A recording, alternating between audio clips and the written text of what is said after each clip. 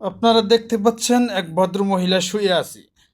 তিনি অস্বাভাবিকভাবে চলাফেরার কারণে জনগণ টের পায়। আর এক ভদ্র মহিলা দিয়ে যখন চেক করার পরে তার কাছ থেকে 3 পোটলা গাঞ্জা পায়। সেই গাঞ্জা উদ্ধার করার পরে তিনি এমনভাবে শুয়ে আছে যে নিঃশ্বাস নিছে, তার গায়ে কোনো শক্তি নাই। শক্তি থাকবেই বা কী করে, তিনি তো সবসময় নেশার উপরেই থাকেন। সে তো নিজে ধ্বংস হয়েছেই, আরও যুব সমাজকেও ধ্বংস করে দিবে, সে পথেই তিনি নেমেছেন। এই ভিডিওটা আবার যখন শাহবাগীরা দেখবে, তারা কিন্তু ইন্টারনেটে জোরালো প্রতিবাদ জানাবে। এটা তো জনগণের কাজ না, এটা পুলিশের কাজ।